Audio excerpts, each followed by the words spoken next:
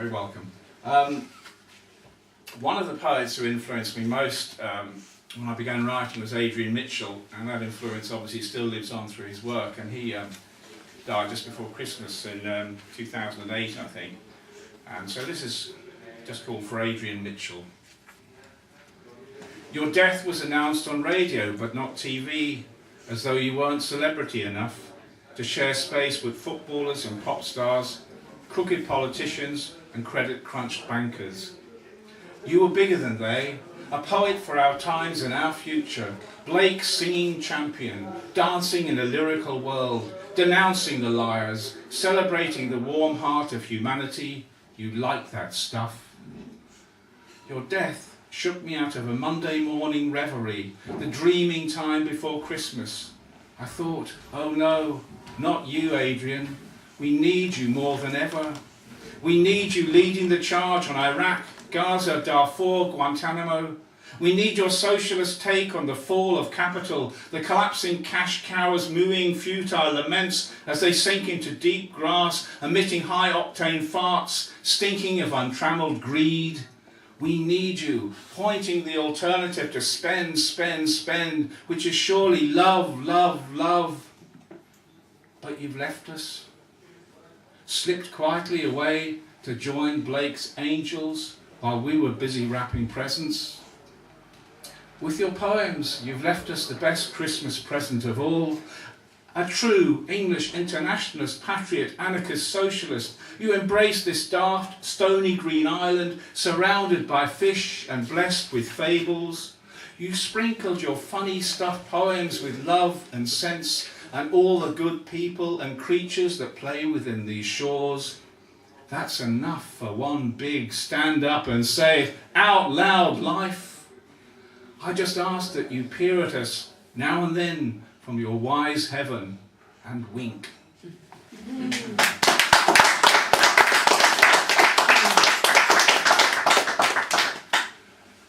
This is one of the shortest poems in the book, and it's again a poem about finding inspiration for poems, and some days you get a whole load coming down the road towards you, like those proverbial 3 buses that arrive all at once, and you have to make the most of them. So this is called Gotcha. There seems to be a poem around every corner, waiting for my hungry pen to pounce. Another I am to the slaughter. Okay.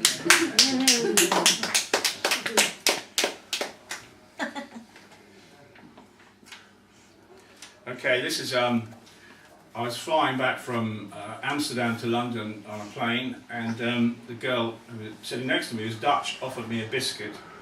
So this is the Biscuit Girl from Amsterdam. Page 3 for those who are reading along with me. Try not to read aloud at the same time, though, that's all I would ask. Would you like a biscuit?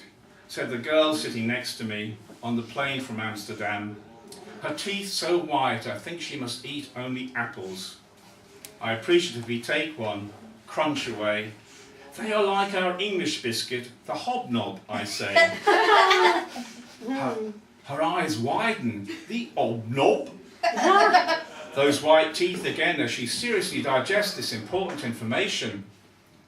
We call them country cookies, she says at last. Isn't that funny, I think? Hobnob sounds much Dutcher than country cookies. She is on her way to Nepal, where neither hobnobs nor country cookies can easily be found.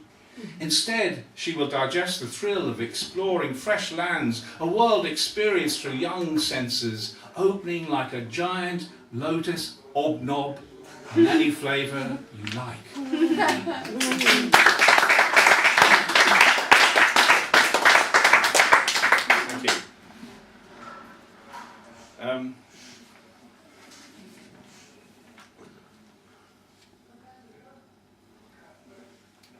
I've never been to Nepal, but I've been to India and travelled around the north, and I was on a train heading towards Calcutta, an overnight train, and we were sharing the carriage with a young Indian classical dancer. She was on her way to Calcutta to do a gig, And so we just started talking about our respective cultures and art, and so this is passing a night really on the Rajani Express. So this is overnight on the Rajani Express.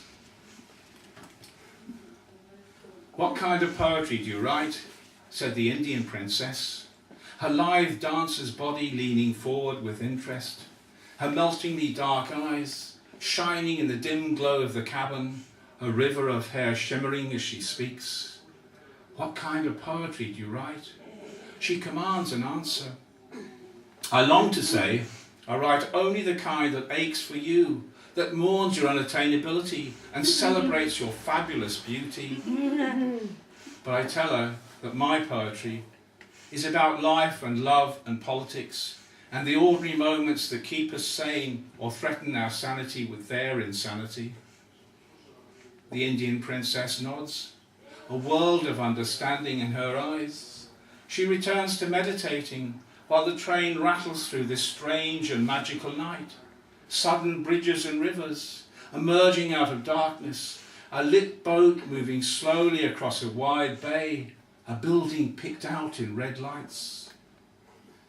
The mysteriousness of it all, the Indian princess lying in her bunk, her graceful body barely rising as she sleep breathes, and the world turning, its poverty and its richness, in tune with the sing-song rhythm of the wheels. I'm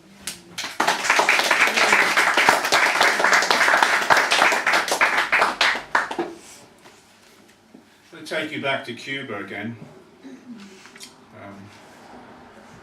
This time we're in Havana, and we went to the John Lennon Park in Havana, and it's quite a small park. When you get there, almost immediately you come across in the middle of the park a bench with a statue of John Lennon reclining on it, full-size, life-size, beautiful bronze statue. And as you approach it, the park ranger emerges from behind the shrubbery, and he has John Lennon's specs in his hand. And he asks if you would like the spectacles put on the statue so you can have a photograph taken. And the reason, of course, he's doing this is because in the past the spectacles were taken as souvenirs too often. But I thought only in Cuba could somebody be employed as the keeper of John Lennon's glasses, so deserves a poem. If you're going to Havana, it's unmissable. Out of the shade steps the keeper of John Lennon's glasses, slips them over the ex-Beatles' bronze ears. I shove up next to the great man, put my arm around his shoulders, made too warm by the heat of the sun. You capture the moment when I meet John Lennon's likeness in Havana, a life-size casting on a bench, one leg draped casually over the other.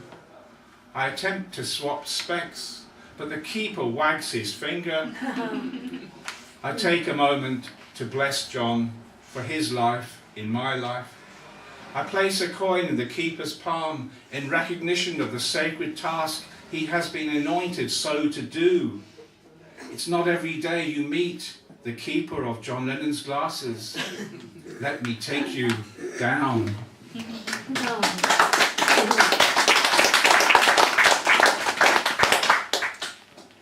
Just two or three more now, and this is the title poem of the collection, Looking for Eden.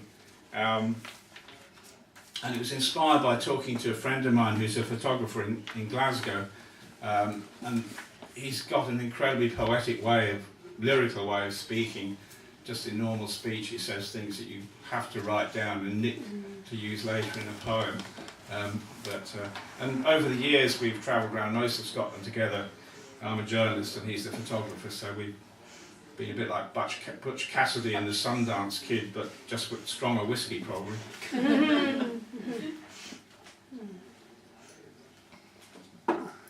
Okay. Let's take a last look at Eden, you said. Your deep Glasgow burr causing the phone to rumble in my paw. I knew what you meant.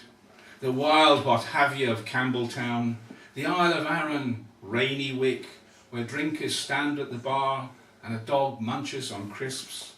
An 80 shilling and a groose gleaming in the one bulb light. That's Eden all right.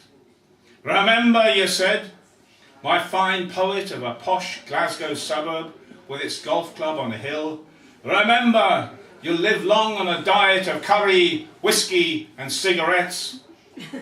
It was sound advice, in the sense of I liked the sound of it rather than anything else.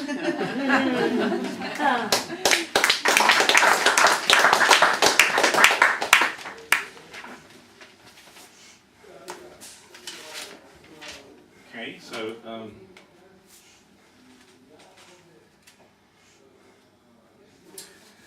this is a poem called For Rachel Corrie. Rachel was a young American woman. She joined the International Solidarity Movement and she went to Gaza to try and help the Palestinian families. And she was killed by an Israeli bulldozer while trying to protect a Palestinian home from demolition.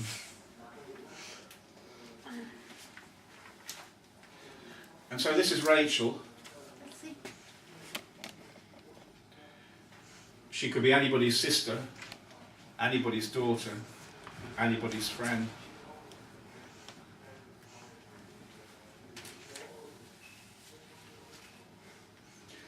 Because you were just 23 and brilliantly unafraid, I loved you. Because you loved Palestine and I loved Palestine, I loved you. Because you wrote quirky poetry about Dairy Queen and I'm not familiar with that scene, I loved you. Because you stood between the bulldozers and the homes of the poor, I loved you. Because you accepted people and they accepted you, I loved you. Because you lived among those whose lives and welfare were completely strangled, I loved you. Because you spoke up for them and sacrificed your life for them, I loved you. Because when you were 10 you dreamed to stop hunger by the year 2000, I loved you. Because you looked into the future and saw the light that shines, I loved you. Because you believed we're all the same inside, I loved you. Because you looked at the wide world and went to it, I loved you. Because you worried you would have nightmares when you returned from Palestine and feel guilty for not being there, I loved you. Because you were as rare as a Monday morning when everyone dances on their way to work.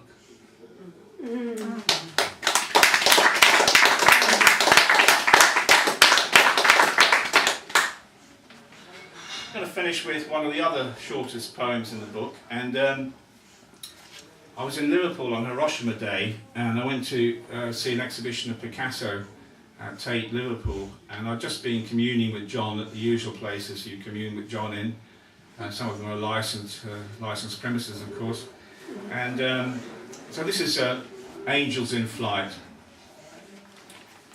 In Liverpool, communing with Picasso and John, two men that gave peace a chance, made that journey sing. Even the rain can't quench these lights. Brothers in peace, angels in flight.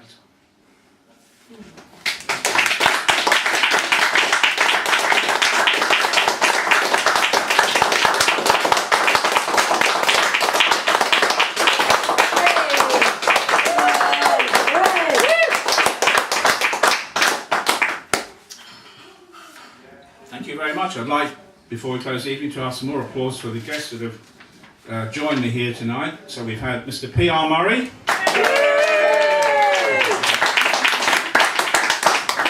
Lisa Hitchen,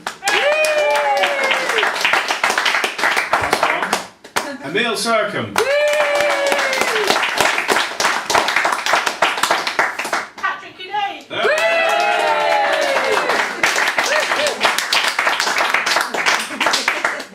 back here on the 13th of April, and the bar is still open, the bookstall is still open, so thank you very much for joining us tonight at this book launch.